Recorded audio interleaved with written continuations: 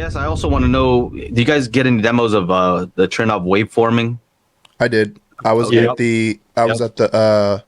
Did you guys get a demo? Because I didn't see it in the VIP. Okay. What did you guys think? Friday at 5 o'clock after Friday at 5 pretty much p.m., everyone left. Oh, ours was Wednesday. Whoa. So they must have had a different. They must have had a couple of times. It wasn't the VIP event. We were at the show normally. So, yeah. Can you quickly explain to folks if they don't know what waveforming is, just generally what it is, and what the equipment requirements are? So I had Eric from Perlisten kind of give me a basic rundown while we were waiting, and essentially they've got subwoofers in the front, subwoofers in the back. How many? They had 14 in there. 14 D215s. Meaning 14. Okay. Like 28 15-inch drivers in there. Yeah. Okay, So like some ear level, some top level, and then the same in the back. Yeah, they had was it 4 each stacked on each side in the front? Because they had them, you have to stack them for waveforming, at least that version of waveforming. I can't remember how many. I think it was 4 that they had stacked up in each corner on the front, right? Right. Okay. So for all this ridiculousness, right? What do you get in return for that? So you got to spend the money. You got to have subs, pretty much like on both sides, front and back walls. So what do you get in return? Inside the room, honestly, it was just a little bit better than the JBL synthesis room, because there was this one point where the bass went right up my asshole. I mean, it was a sensation I never felt before. In which room? In the Trinnov waveform. Yeah. Where were you sitting at? It was like kind of. We were in the middle. Okay. Were we in the very back row, or there's one more row? No. There's a row behind us. Yeah. Okay, and then kind of in the middle-ish, a little to the left. But yeah, like they said, all together with the projector, the screen, the everything. It was in the room. The room itself, and shipping the room from Italy to there. Yeah, like they had a custom-built room to deal with all the. Yeah, Officina Acustica. Yeah, yes. To deal with all the transients and stuff and acoustics to tame the acoustics. So it altogether is 1.2 million just in this one room. Let me see if I can find the video that shows. It was definitely a step above the JBL synthesis room, but not like by a huge factor. But what's more impressive is when you're outside of that room waiting in line to go. Oh, yeah. You don't hear shit. You don't hear anything. No rumble, anything. Yeah, whereas all the other sound rooms, you could totally tell when there's a demo. Yeah. JBL synthesis room, just when you're waiting outside. But yeah, Trinnov room, nothing. Why do you think that is? That's the room build. That's exactly how waveforming works. It sounds to me that they're just letting the wave pass completely through, trying to make it so that's like not hindered by, or not affected so much by all the other things that are happening in your room. I don't know. It's supposed to help with if you can't do proper acoustic treatment in your room. It's supposed to cancel out those. I forget exactly how to describe it. It's supposed to cancel out some of the waves that you get when your room isn't treated properly. And then, so because it's kind of, I guess it's kind of like comparative to art. Yep. I was about to say, sounds like they're doing something. The idea, at least, is similar. Fred, man, if it's tuned correctly, so Elin's butthole was like acting as a Helmholtz resonator. That's probably exactly. Or the brown note only. It hit my asshole's resonant frequency. Yes, there it is. That's something that can only be said on this channel. Oh my goodness! Otherwise, it's out of context and it's scary. Okay, all right. So the thing is, Dirac Art doesn't require that many subs. Anyway. Yeah, but what do you call it? I don't know, the way they made it sound, like I got to hear Okay, I found it. Storm Audio, and they played the same part of Lucy that. Oh, and this is the other messed up part. God, can they all just play the same damn demo so we can hear That's the never gonna same happen. exact thing, right? On Yeah. all these systems, that would help so much. So, Right. Am I allowed to share? Sorry, guys. Yeah, go for it. Go ahead. Okay, let me. I guess the way I'm thinking about it is a lot of speakers. It's a ton of money, a ton of setup. I would kind of expect a lot of return. Of course, if you're a rich guy, you're just like, well, it doesn't matter. Yeah. Whatever. So, Yeah. I mean, if it's making it more quiet in other rooms, and if you have if your theater's in a part of the house where a lot of bass would affect other rooms, that's already kind of a cool thing. Oh yeah. Yeah. Here's one thing about that demo of Lucy. I've watched that movie so many times. Just turn the volume down. Yeah, because I got a copyright strike on this. Yeah, we don't want to do that. Yeah. So that one part in Lucy where she's like flipping through and going like back in time or whatever. If you guys haven't seen Lucy, you guys should watch it. And you know, so many people at the show were like, "I've never seen that Lucy movie." I have your hard drive, and I threw that on there. It looks Oh, you should watch visually very cool.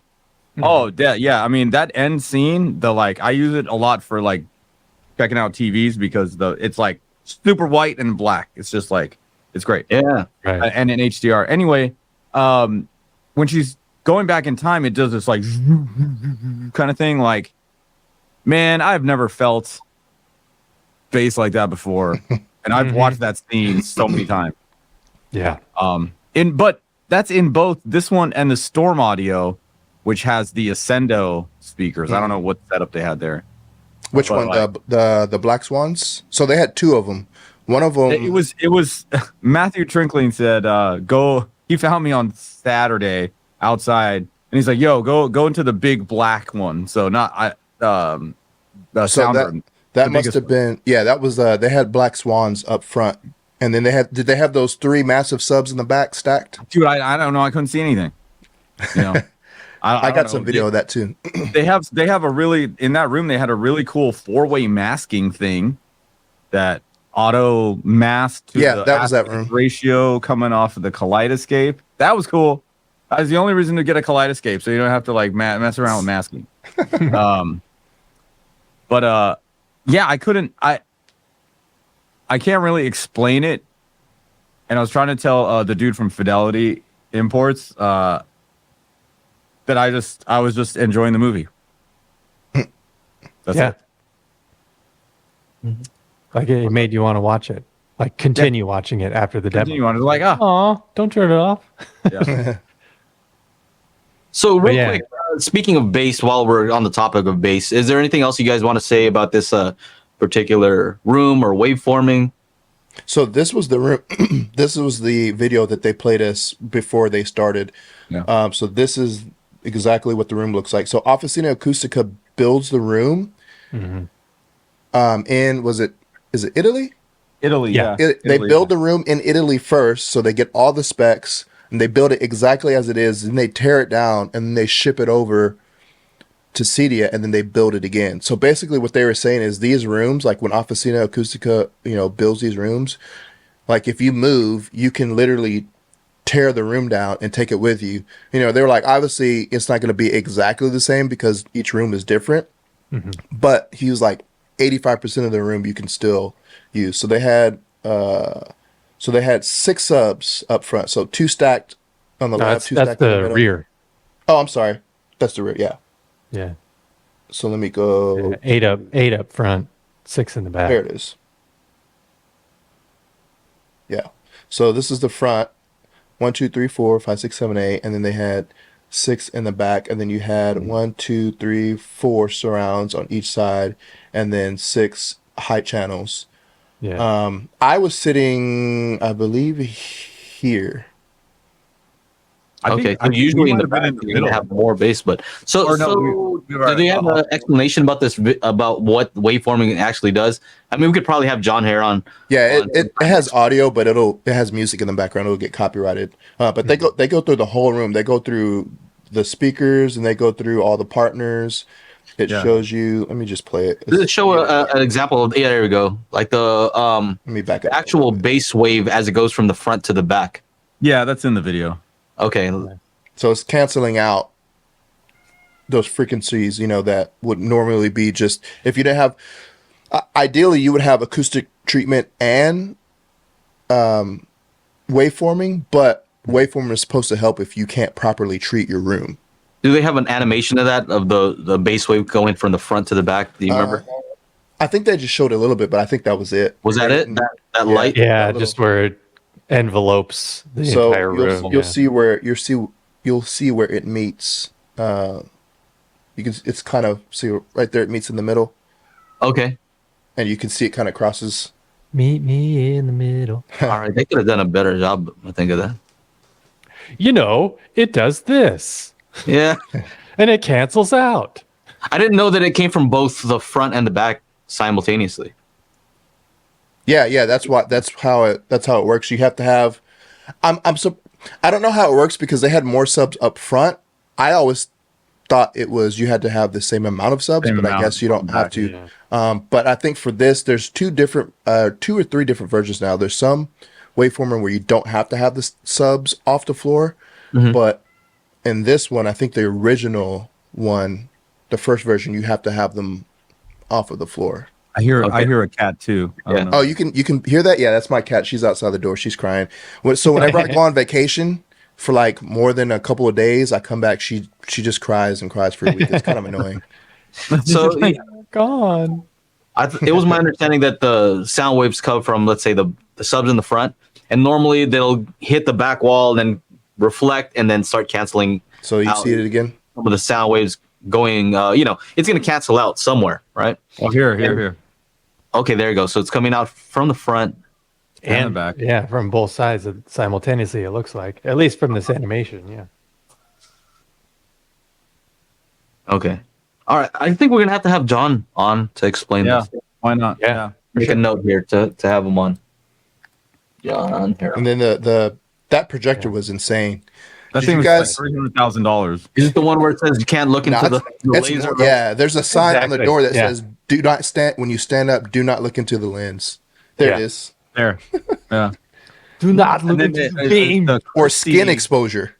The Christie projector in Storm Audio's booth, it was like a similar Yeah. thing. Yeah. Did y'all get But the that's- DCI? That's Oh, go something you ahead, got to Ian. take into account is that they've got Mad VR, they've got this ridiculous Italian-made room, they've got this absolutely insane projector, insane screen. So 1.2 million, most of it is not even the audio stuff. Yeah. Yeah. I think this is fascinating just because you see the extreme end. Like, how crazy can it get? And I think it helps when it comes to setting up your own home theater system to figure out, like, how much of that do I want? Right? And how close can I get to that type of experience without spending that type of money? So it's just that. Yeah. Like- I mean, Yeah. honestly, that synthesis, just the audio alone at 150,000 is relatively cheap to get like some pretty, I mean, it was a big ass room too, Yeah. Which one? right? The JBL. JBL. Oh yeah. It was a big. I want to say it was either as big as Trinnov or maybe a little bit bigger. Yeah, it had 3 rows. Yeah. So Richard asked, does it cancel out the bass? He's talking about waveforming. What's the purpose then if you don't hear the bass? So I think No, you what hear it the is, bass. from my understanding, very limited understanding, so I could be very wrong, but as the bass goes out into the room, typically it'll hit the back and side walls, and then it'll start canceling out some of the waves that you're supposed to hear. So if you're in the middle, you may not hear certain frequencies because they're getting canceled before they even get to you, right? So the idea is that the entire sound wave is able to pass through because they are canceling some of the reflections that would normally cancel the sound that you hear. So it's not canceling out all the bass. It's kind of just letting the entire frequency range pass through. And so they have to have some algorithms to figure out how it's propagating throughout the room. That's my limited understanding of it. So John said that, like, ideally you would treat the room with acoustic treatment, but he said in order, I think I saw this on somebody's live stream. He said in order for in order to get what waveforming is doing with acoustic panels, you would have to have like, I think he said like 5 or 6 feet deep of acoustic treatment. He's like, nobody has the room for that. So this is, you know, an alternative that you can do in your processor with their technology. And obviously, like I said, you know, the more you treat your room with waveforming, the better it's going to be. But if you can't absolutely do acoustic treatment, this is supposed to help. Aaron, have you heard of that? This waveforming? I've heard of it, and I've seen their little demo about it before, but I don't remember. Didn't you have it in your ProLogic 2 setup?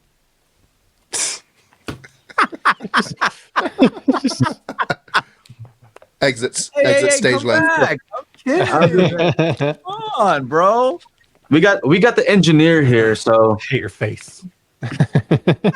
does some of that make sense though? Like what it's trying to do? Yeah, I mean, at least on the surface level. Like I said, I don't remember much about it, but I think it was like a month or so where I saw something about maybe it was their center channel waveforming, and I just thought this seems dumb, but I don't know, man. People are paying for it, so it must not be that dumb. Of course, that doesn't make sense either. People buy a lot of stupid stuff, and yeah, I mean, anyway, I don't know enough about it to speak intelligently about it, so I'll just leave it at that. Make sure to check out our audio-only version of the podcast at anchor.fm/Daily Hi-Fi, or just go to your favorite podcasting service and search for Daily Hi-Fi.